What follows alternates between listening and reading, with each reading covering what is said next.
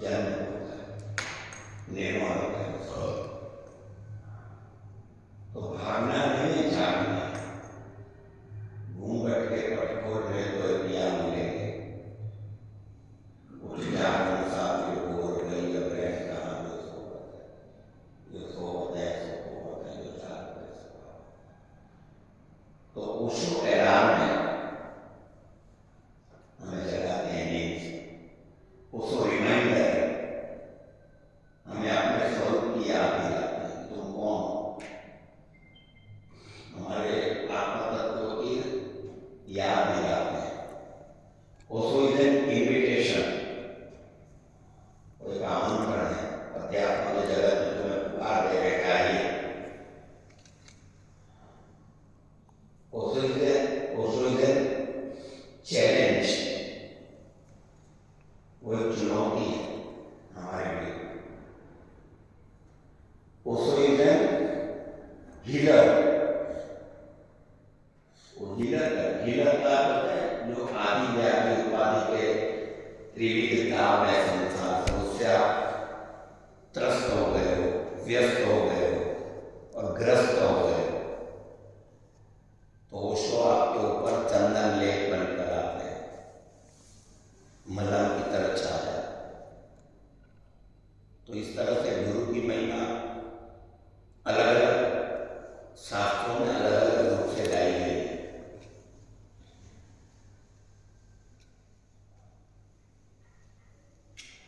कबीरा हरि के रूठ थे, गुरु के शरण जाए, कहे कबीर गुरु रूठते हरि नहीं होता। आपका परमात्मा आपसे रूठ जाए, चिंता की बात नहीं, गुरु मना लेगा। लेकिन गुरु रूठ गया तो परमात्मा कहेगा मैं कुछ नहीं कर पाऊंगा। प्रबल प्रेम के पाले पड़कर प्रभु को नियम बदलते देखा, अपना मान टले टल जाए, भक्त का मान टलते देखा।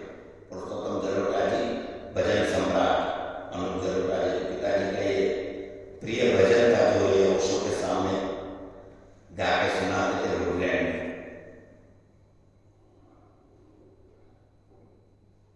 अपना मान टले टल जाए, भक्त का मान न टलते देखा।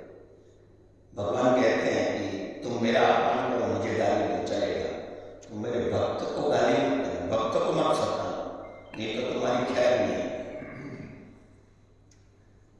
इसलिए हम कह सकते हैं मेरा यार बादशाह है, मुझे कोई गम नहीं, है ना। मेरा यार बादशाह है, मुझे कोई गम नहीं। ये अखिल ब्रह्मांड नायक जिसको हम कहते हैं, आप शिरडी के साईं बाबा के मंदिर में जाओ तो वहाँ साईं बाबा के लिए लिखा है अखिल ब्रह्मांड नायक, उसको अखिल ब्रह्मांड के नायक। और साईं बाबा के मंदिर में 2 सूत्र लिखे होते हैं, आपने अगर गौर किया है, श्रद्धा और सबूरी। हमेशा साईं बाबा के मंदिर में लिखा रहता है, लेफ्ट में श्रद्धा लिखा रहता है, राइट में सबूरी। सबूरी का अर्थ है धैर्य, पैशंस। ओशो कहते हैं इस सदी में हमने धैर्य खो चुका है, खो चुके हैं, पैशंस खो चुके हैं। वीडियो भी आती है तो 2 मिनट की आती है, तो भी हम मुश्किल से 1 मिनट देखते हैं, फिर दूसरी वीडियो से। धैर्य नहीं है 2 मिनट भी देखने का, इतने रेस्टलेस है, इतने उतावले में। और साधक का पहला लक्षण है धीरे धीरे रे मना, धीरे रे सब हो। जब आप जल्दबाजी करते हैं, आप साधना से दूर चले जाते हैं। सुबह से शाम आपका हर एक कृत्य स्लो मोशन में होना चाहिए। साधक धीरे धीरे चलेगा, साधक जो है वो धीरे धीरे पानी पिएगा, साधक धीरे धीरे भोजन करेगा, साधक धीरे धीरे रोटी को चबाएगा। कहीं भी उतावलापन नहीं होगा, भागेगा नहीं, ट्रेन छूट जाती है, ऑफिस पहुंचना है, ऑफिस से घर पहुंचना है, आप वर्तमान के क्षण में नहीं रहते उस वक्त। मुंबई में मैं कहता हूं जिंदा लाशें घूम रही है, क्योंकि कोई वर्तमान में नहीं है ना। वो घर से भागता है ऑफिस की ओर, जब घर में है तब ऑफिस पहुंचने की उसकी क्या है व्यथा या से घर जाता है तब वो होता ऑफिस में, लेकिन घर पहुंचने की टेंशन, और यूं ही तमाम हो जाती है जिंदगी। 2 आरज़ू में कट गए 2 इंतजार में।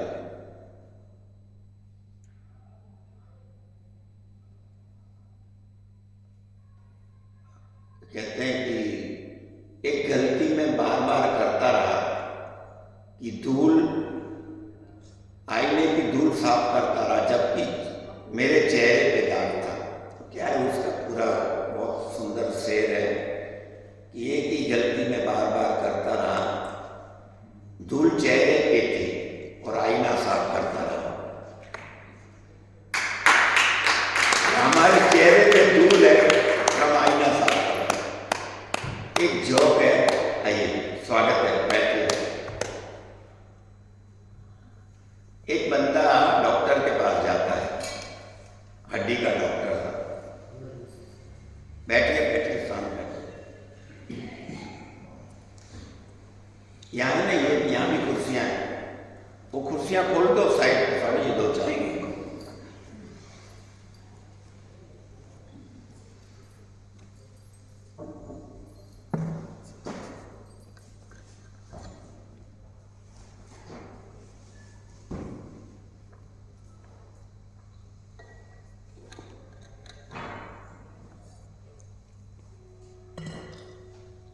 एक पेशेंट जाता है डॉक्टर के पास, बोलता है मेरे पूरे शरीर में मुझे पेन हो रहा है। तो जो हाथ से दिखाता है, सर में बहुत दर्द हो रहा है, पेट में बहुत दर्द हो रहा है, घुटन में बहुत दर्द हो रहा है, हाथ की उंगलियों में बहुत दर्द हो रहा है। तो डॉक्टर कहता है कि तेरे अंगुली में फ्रैक्चर है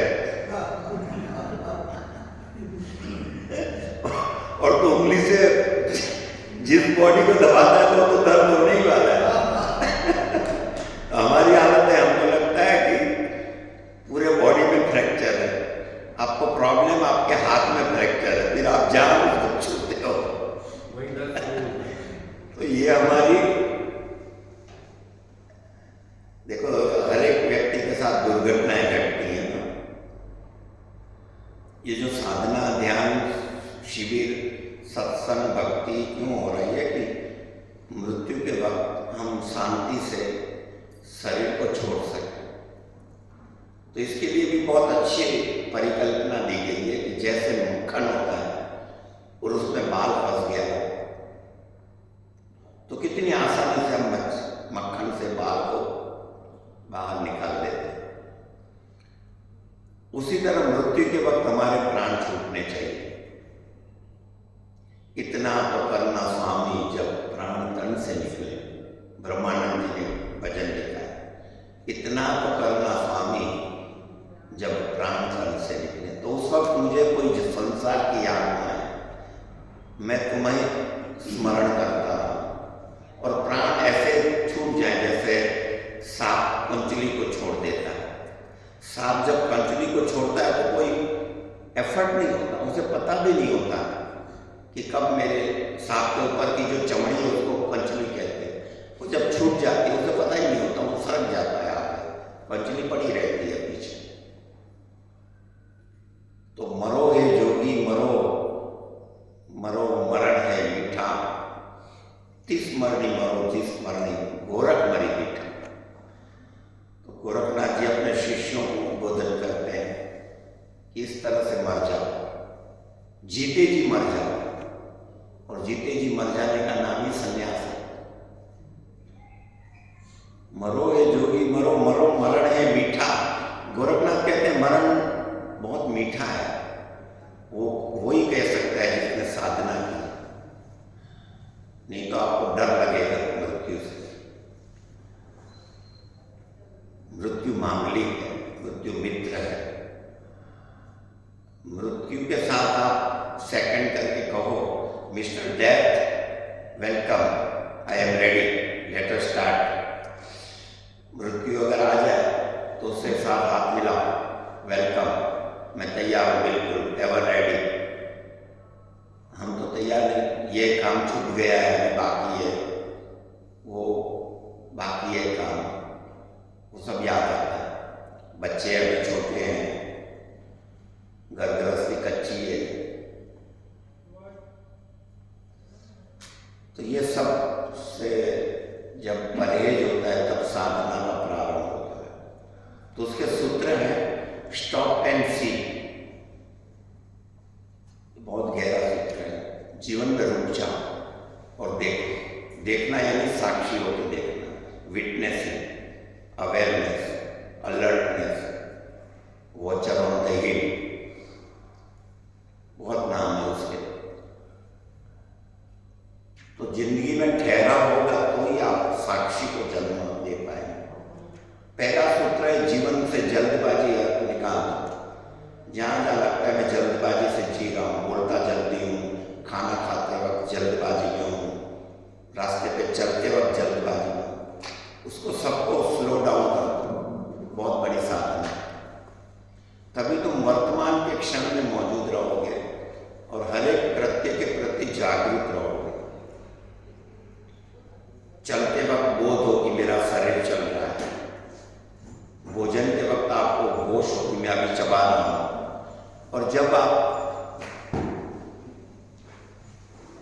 अनाज को नीचे जठराग्नि के बाद भेजते हैं जठर की ओर, तब आपको एहसास हो, वो रस का अनुभव, इतनी अवेयरनेस होनी चाहिए, इतनी जागृति। वो रस लिटरली आप फील कर सकते हैं। चावल रोटी का जो रस है वो जब नीचे उतरता है अन्न नली के द्वारा, आप उसे फील कर सकते हैं इतनी शांति मौन में।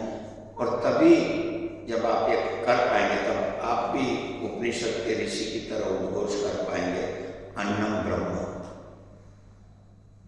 अन्न का स्वीकार एक ब्रह्म है, ये यज्ञ कर्म है। कृष्ण कहते हैं गीता में, मैं वैश्वानर अग्नि हूं, अहम वैश्वानरो भूत्वा। मैं हर एक प्राणी मात्र में वैश्वानर अग्नि के रूप में मौजूद हूं, जिसको हम जठराग्नि कहते हैं। उसको कृष्ण अपना स्वरूप कहते हैं वैश्वानर। तो वो कहते हैं कि आप जब भोजन करते हो तो आप मुझे आहुति दे रहे हो। भोजन यज्ञ कर्म है। आप भीतर के परमात्मा को आहुति दे रहे हो, यज्ञ कर्म। विनोबा कहते हैं ना, उदर भरने नवे जानिते यज्ञ कर्म। पेट भरना भोजन नहीं है, उदर भरने नवे जानिते यज्ञ कर्म। इसको यज्ञ कर्म जानो और ये हो सकता है। हम कहते हैं मां अन्नपूर्णा का प्रसाद है। वो अन्नपूर्णा कोई बैठी नहीं है, एक भाव है कि मां है जो हमें प्रसाद खिलाती है।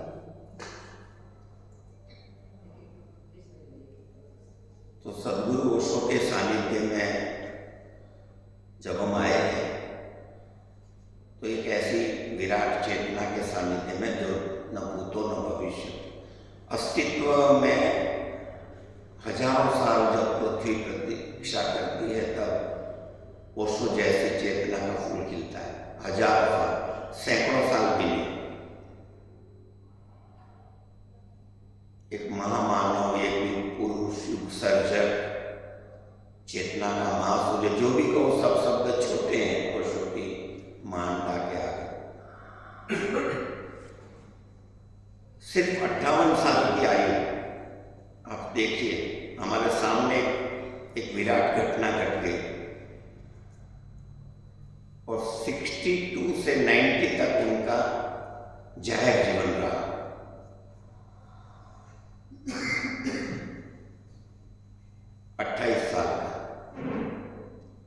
उसमें उन्होंने करोड़ों लोगों को झकझोर दिया।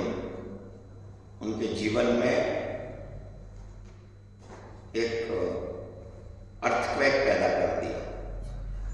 उनकी हृदय वीणा को जागृत कर दिया और 25 लाख लोगों को दीक्षित कर दिया। दुनिया में 25 लाख ओशो सन्यासियों का एक व्यक्ति के द्वारा ये चमत्कार, ओशो चमत्कार करते नहीं, यही चमत्कार है उनका होना, उनकी प्रेजेंस। और न उन्होंने किसी शास्त्र का सहारा लिया अपने प्रसार के लिए, अपने संदेश के लिए। सबके बोला है, लेकिन आज मोरारी बापू हैं तो रामचरितमानस की गुडविल के कारण है। तुलसीदास जी ने जो रामचरितमानस लिखा, उस प्लेटफॉर्म पर मोरारी बापू का जीवन है। रमेश भाई ओझा है तो उनका भागवत की जो 5000 साल की गुडविल है, उसका सहारा लेके वो हजारों लोगों तक, लाखों लोगों तक पहुंच रहे हैं। ओशो ने कोई रामचरितमानस या कोई भागवत का सहारा लेके उन्होंने खुद अपना प्लेटफॉर्म बनाया। ये विशेषता है। और इसलिए वो कहते हैं कि मुझे कभी महावीर के साथ कंपेयर मत करो, मैं महावीर की तरह नहीं हूं। महावीर तो जैन परंपरा की 24 तीर्थंकरों में अंतिम तीर्थंकर है। महावीर की जो जैन परंपरा है उसमें महावीर भगवान 24 तीर्थंकर है। प्रथम तो ऋषभदेव है, जिसको आदिनाथ कहते हैं। ओशो कहते हैं मैं आदिनाथ की तरह हूं, महावीर की तरह नहीं हूं। मेरे द्वारा धार्मिकता की प्रथम कड़ी का सूत्रपात हुआ है। मैं धार्मिकता के प्रथम कड़ी हूं। मेरे द्वारा एक नया प्रारंभ है, मैं उसकी प्रथम कड़ी हूं। मेरे द्वारा एक प्रारंभ, अब और कड़ियां जुड़ेंगी जैसे जैसे समय बीतेगा।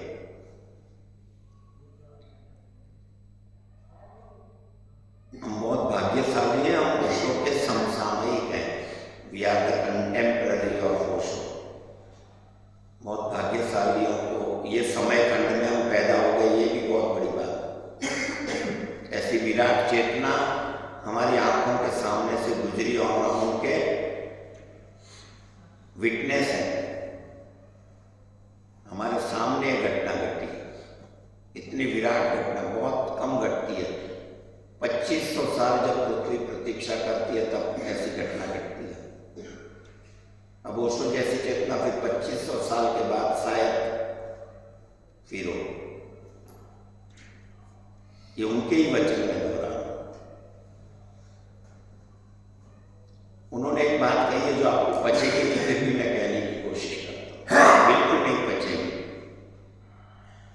उन्होंने कहा है कि अभी हम समय को जिस तरह से पहचानते हैं वो जीसस क्राइस्ट के हिसाब से, उनके जन्म के हिसाब से। अभी ये 2026 चल रहा है, तो इसका अर्थ क्या हुआ कि यीशु ख्रिस्त को, जीसस क्राइस्ट को हुए 2026 साल।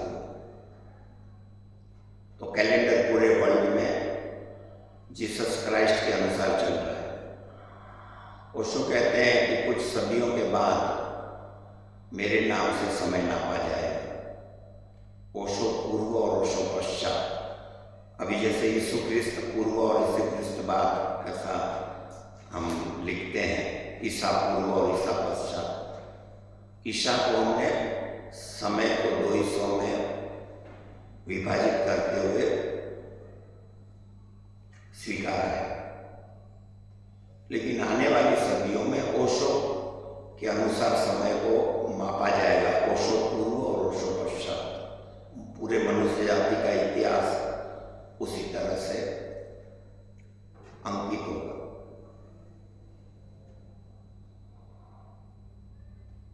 तो हरि अनंत हरि कथा अनंता, ये बात तुलसीदास जी ने रामचरितमानस में राम के लिए लिखी है।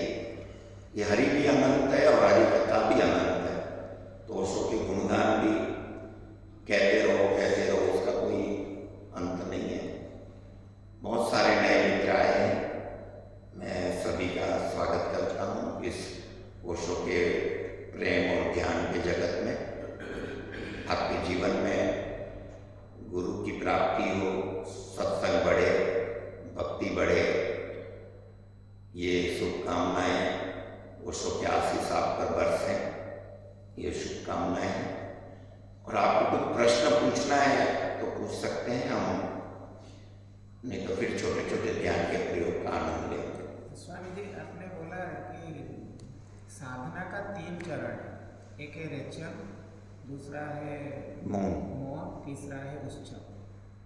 मैं ये जानना चाहता हूँ साधना क्या है? अरे वाह बहुत प्यारी बात कही उन्होंने।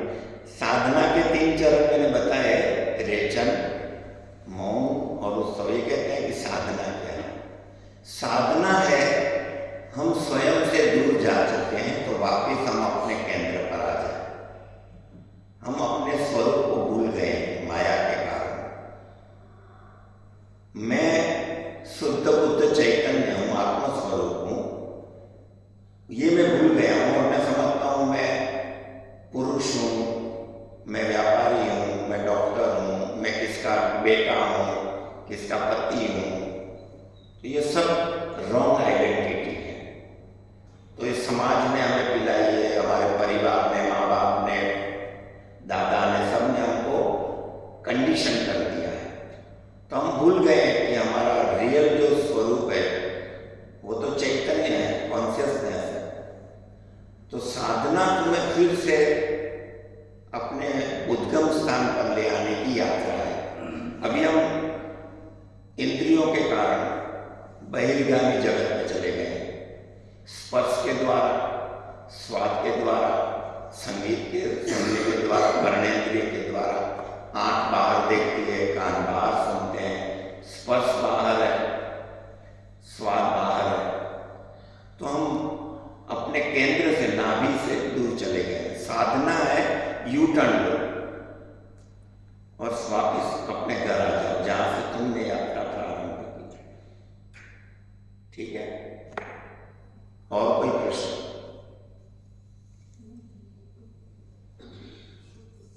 सभी ज्ञानी पुरुष है मेरे सामने, सभी सर्वज्ञ हैं, एक मैं ही मैं ये भी नहीं पहचान पा रहा हूं कि आप सब सर्वज्ञ, आपको सब कुछ पता है।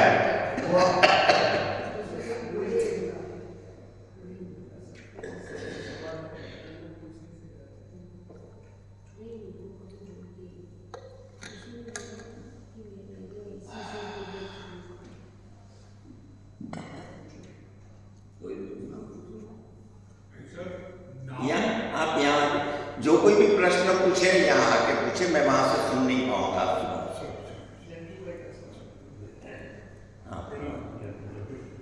नाभि केंद्र पे यू टर्न करने के लिए हमें कैसी अनुभूति होगी कि हम नाभि पे जा रहे हैं?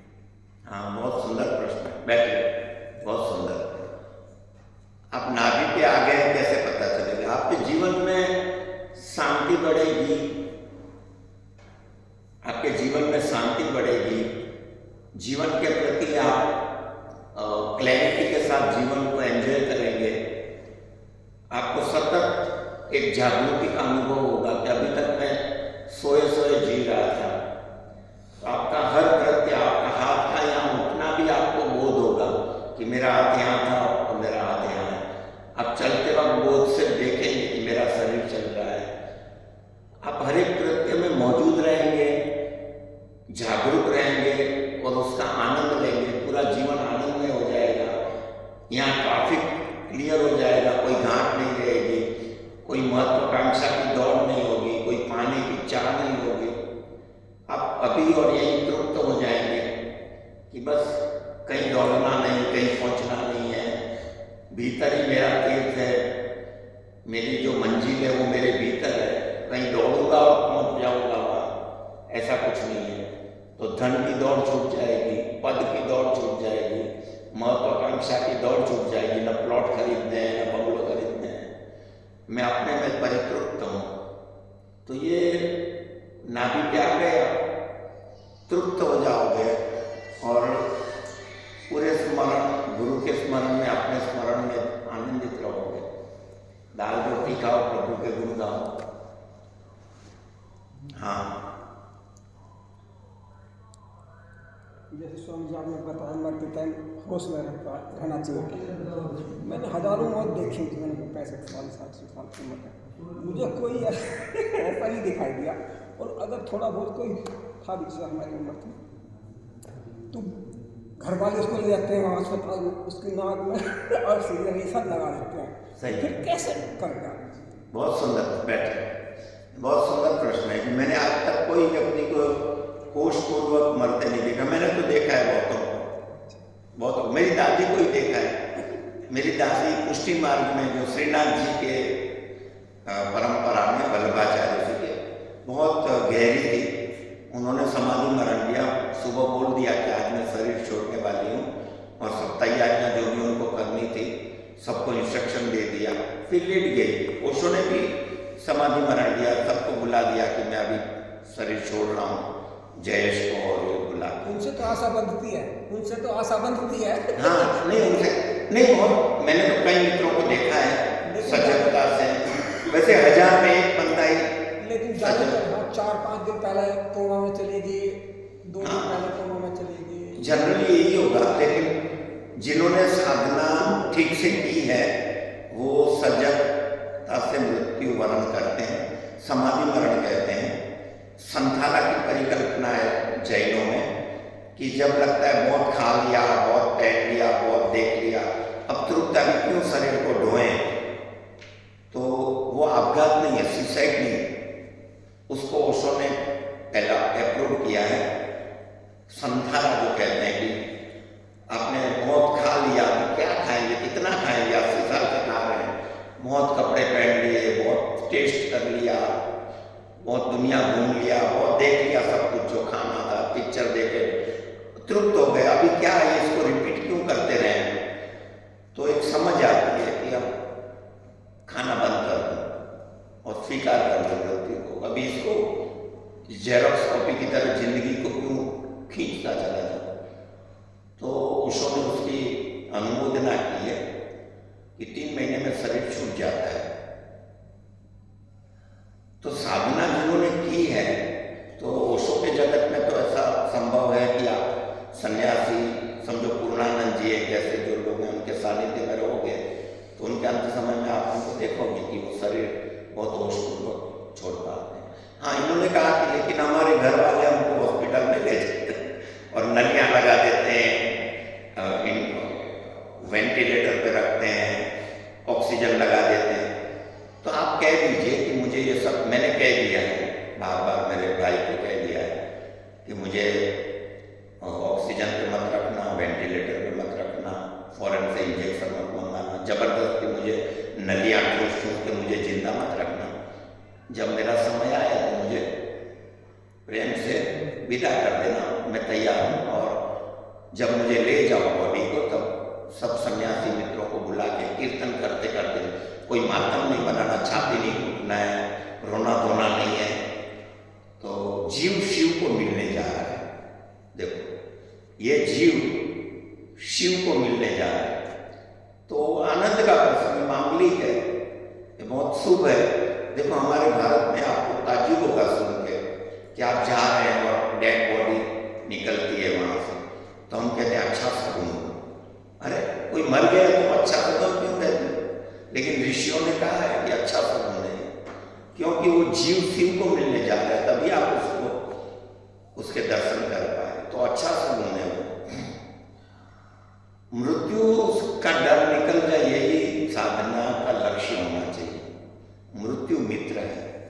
कबीर कहते हैं, कर ले श्रृंगार चतुर अलबेली, साजन के घर जाना हो, और मिट्टी बिछावन, मिट्टी ओढ़ावन, मिट्टी में मिल जाना होगा। तो कहते हैं कि मैं तो 16 श्रृंगार सच के बैठी हूँ, कबीर कहते हैं, मृत्यु की प्रतीक्षा कर रही हूँ। कबीर कहते हैं मैंने जीवन देख लिया, जीवन क्या है, मुझे पता नहीं मृत्यु क्या है, मैं उसे जानना चाहता हूँ। कब मिली हूँ, कब भेटी हूँ, पूर्ण परमानंद कबीर गाते हैं। कब मिली हूँ, कब भेटी हूँ, कब मिले मृत्यु, कब उसको मैं आलिंगन दूँ, कब मिली हूँ, कब भेटी हूँ, पूर्ण परमानंद। वो पूर्ण परमानंद मृत्यु आएगी तो मैं उसे गले लगाना चाहता हूँ, मैं जानना चाहता हूँ। जीवन को देख लिया क्या है, मृत्यु पता नहीं क्या है, तो मैं बेताब हूँ, मृत्यु जाननी है, कब आए, कब मैं मिलूँ उससे। तो साधना में त्वरा होगी तो आप अपनी मृत्यु को मृत्यु का क्यों इंतजार करते हो? और ये जो हम जबरदस्ती जिंदा रखते हैं, तो वो आप कह दो अपने घर पे सभी मित्रों को, अगर आपको कि भाई मुझे इस तरह से जिंदा मत रखना। हमारे एक बम्बई की बात करता हूँ, एक संत हुए, तो उनकी 72 की एज थी, तो डिटेक्ट हुआ कि ब्लड कैंसर है। तो जैसे ही पता चला तो बच्चों ने कहा, वाइफ ने कहा चलो हॉस्पिटल ले चलते हैं। उन्होंने मना कर दिया। उन्होंने कहा कि नहीं, मैं तृप्त हूँ और मेरा समय आ गया है, मुझे कोई दवाई नहीं लेनी है, और 72 की एज में अभी मैं अपने जीवन से बहुत संतुष्ट हूँ। मुझे जो कार्य करना था परमात्मा ने मेरे से वो कार्य करवा लिया है, और मुझे हॉस्पिटल में नहीं जाना है। मैं घर पे रहूँगा, जितना दिन बचे हैं प्रभु स्मरण में। कृष्ण के भक्त थे, बोले मैं कृष्ण स्मरण में अपना जीवन सौंपता हूँ। तो उन्होंने फिर 6 महीने में उनको दिया। अगर एक ब्लड कैंसर हुआ, उसको आप थिगड़े मार मार के 2-3 साल जिंदा रखोगे, वो पीड़ा में रहेगा। अभी जो, इसलिए आपको पता नहीं होगा, ओशो ने क्या कहते हैं, मर्सी डेथ, तो उसके लिए अनुमोदना की है कि होना चाहिए, अप्रूवल होना चाहिए। तो दुनिया के 50 देशों में आपको अनुमति है डॉक्टरों को कि अब ये इसको ठीक नहीं कर सकते हम, ये फिर चलता फिरता नॉर्मल लाइफ नहीं जी पाएगा, तो अभी इसको जिंदा रखने का कोई अर्थ नहीं है। तो 5 डॉक्टर सर्टिफिकेट लिख के देते हैं, तो मर्सी किलिंग कहते हैं उसको। तो उसने प्रवचन दिया है कि मर्सी किलिंग इंडिया में भी होना चाहिए। तो दुनिया के 50 देशों में तो है, लेकिन यहाँ 2 साल तक उसकी चर्चाएं चली, लेकिन पार्लियामेंट में मेजोरिटी नहीं मिली। नहीं, अभी भी परमिशन मिला है, नहीं हुआ, कायदा हुआ नहीं है। प्रेसिडेंट अगर अप्रूव करेंगे तो ये मर्सिडीज नहीं, पास भी नहीं हुआ है, जहाँ तक मेरी जानकारी है नहीं हुआ है।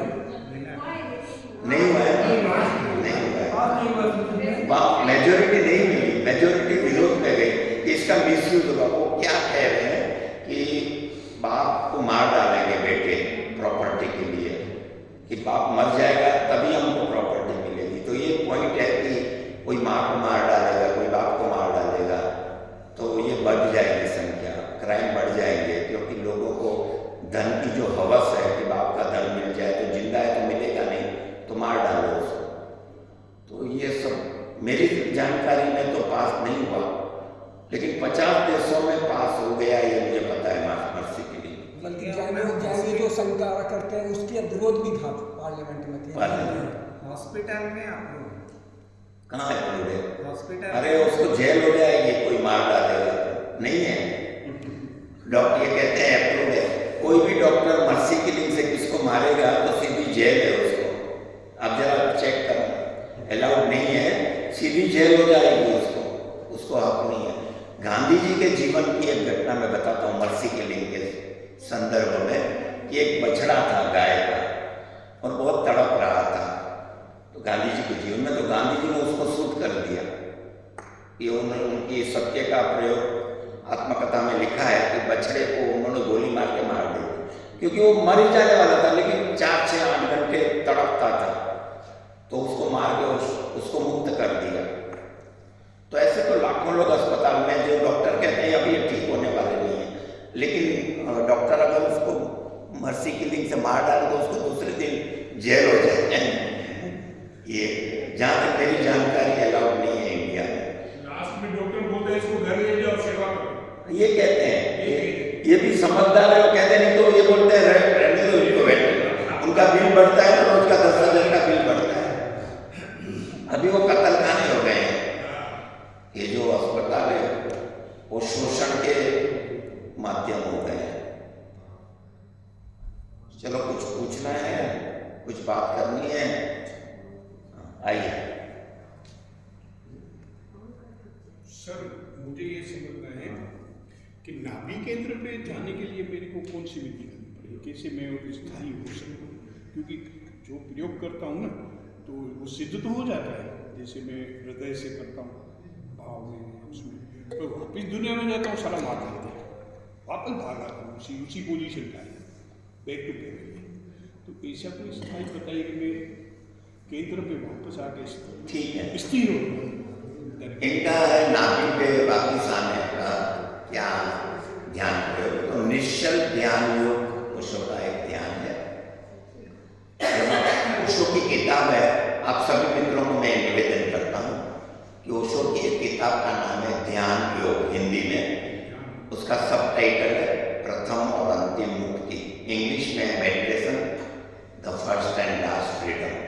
उसमें 100 से अधिक ध्यान की विधियां हैं बताई गई हैं, और उसका साइंटिफिक रीजन, विधि कैसे करनी है, कब करनी है, कितने समय के लिए करनी है, उस सब के बारे में बहुत ही उपयोगी टिप्स, स्थान कैसा होना चाहिए, वस्त्र कैसे होने चाहिए, भोजन आपका कैसा होना चाहिए, इस पे ओशो ने हर चीज़ पे बहुत ही बढ़िया मार्गदर्शन दिया है।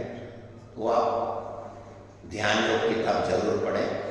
तो उसमें जो पहला ध्यान है किताब का फर्स्ट, उसका नाम है निश्चल ध्यान योग। निश्चल का अर्थ होता है जो मूवमेंट नहीं करता, स्थिर है एक जगह पे। तो मैं आपको पहले डेमो करके दिखाता हूँ कि वो ध्यान कैसे होता है।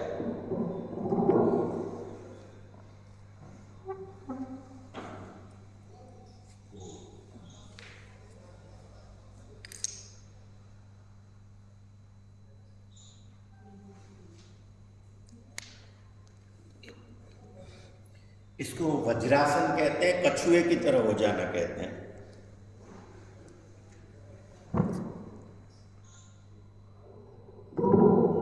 तो ये निश्चल ध्यान योग में आप शुरू में 10-15 मिनट से शुरू करें, फिर आधे घंटे तक करें, और ये खाली पेट करें।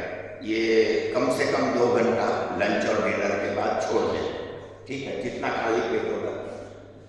अभी जब आप इस मुद्रा में फिर हिलना डुलना नहीं है,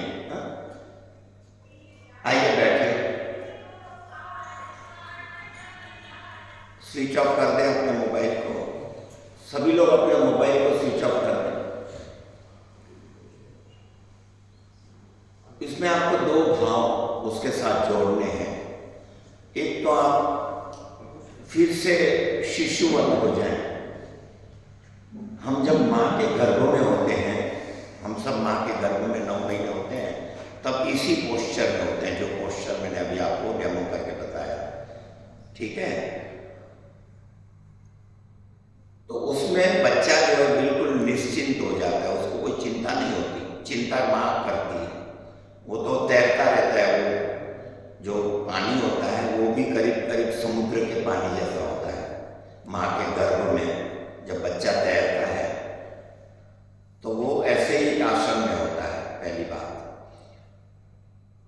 तो आपको फिर से बच्चा हो जाना है, ये भाव कि मैं सिर्फ माँ के गर्भ में हूँ, 9 महीने जैसे थे, उसको फिर से जीना है। और मैं बांस की कोली पोंगरी हूँ, जैसे बांसुरी उसकी है, मैं उसका ही गीत गा रहा हूँ, मैं बांसुरी की तरह, गीत प्रभु का है।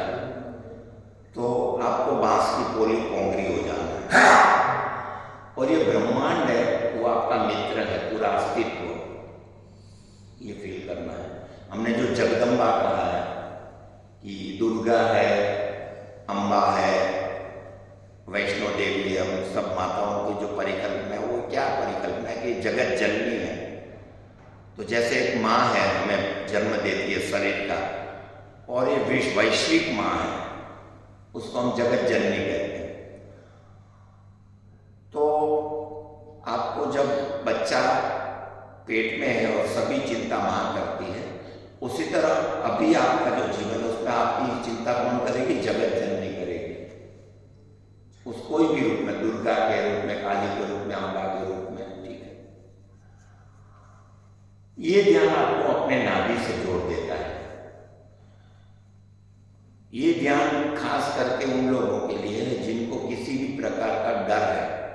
आपको कोई भी डर लगता हो, आग का डर हो, फ्लाइट में बैठने का डर हो, अकेले रहने का डर हो, पानी में डूब जाने का डर हो, बहुत ऊंचाई से नीचे देखने में डर हो, कई डर होते हैं। कई लोग रात को अकेले रूम में रहते नहीं है, डर लगता है उनको, कोई साथ में चाहिए रहने के लिए। कई लोग फ्लाइट की टिकट नहीं लेते, पैसे का कारण नहीं होता, वो डरते हैं फ्लाइट में बैठे, फ्लाइट गिर जाएगी तो। मैं जानता हूँ ऐसे लोगों को।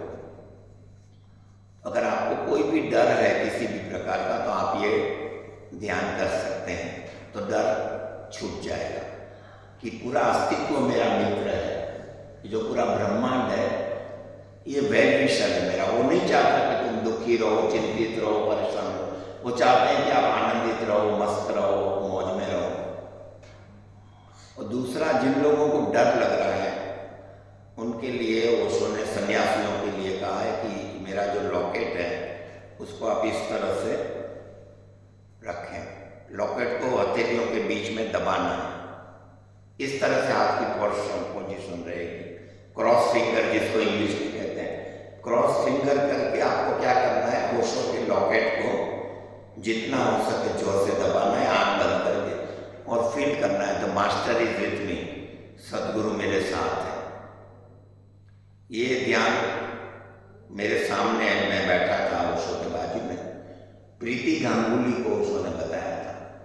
प्रीति गांगुली जो फिल्म की एक्ट्रेस है और अशोक कुमार की लड़की, फिल्म एक्टर अशोक कुमार, उसकी लड़की का नाम प्रीति गांगुली है। तो वो आई थी, उसने अपना डर बताया था कि मुझे डर लग रहा है, तब ओशो ने मेरे सामने ये विधि उसको दी थी। और सन्यासियों के लिए एक और विधि है डर से बचने के लिए। जिनको डर लगता है रात को, तो वो अपने तकिए के नीचे ओशो की माला रख के सो जाएं और फील करें कि सदगुरु मेरे साथ है। और मैं तो कहता हूँ एक ही सूत्र याद रखो, मेरा यार बादशाह है, मुझे कोई गम नहीं। अरे यार, इतना बड़ा सदगुरु मिल गया, क्या तुम चिंता कर। चित्त तू सिद्धने चिंता करे, कृष्ण ने करવું હોય તે करे, हमारे गुजराती कवि ने लिखा है। तुम क्यों चिंता लेके घूम रहे हो? हरिना जन तो मुक्ति न मांगे, मांगे जन्म जन्म अवतार रहे। हम क्यों फिक्र करें यार, हमारा बादशाह इतना बड़ा है कि मैं तो ये कहता हूँ, ये करुणा ना करनारा तारी करुणा नो कोई पार नहीं। हूँ अंतरमांथी राजी खेल्यो छू अवड़ी बाजी, मारी अवड़ी सवड़ी करनारा तारी करुणा नो कोई पार। मैं तो उल्टी चाल भी चलता हूँ तो मेरा गुरु उसको सीधा कर देता हूँ। करते हो तुम कन्हैया, मेरा नाम हो रहा है, और बिना पतवार के भी मेरी नाव चल रही है। मेरा तो ये रोज का अनुभव है कि मैं कुछ करता नहीं हूँ और सब हो रहा है। तो जब आप भक्त हो जाते हैं, भक्त का अर्थ जो विभक्त नहीं है, जो गुरु के साथ जुड़ गया, एकाकार हो गया, दो जिस्मों मगर एक जान है, तो फिर क्या है, करना कुछ भी नहीं है, सिर्फ आपको मस्त रहना है और मस्ती को बांटना है।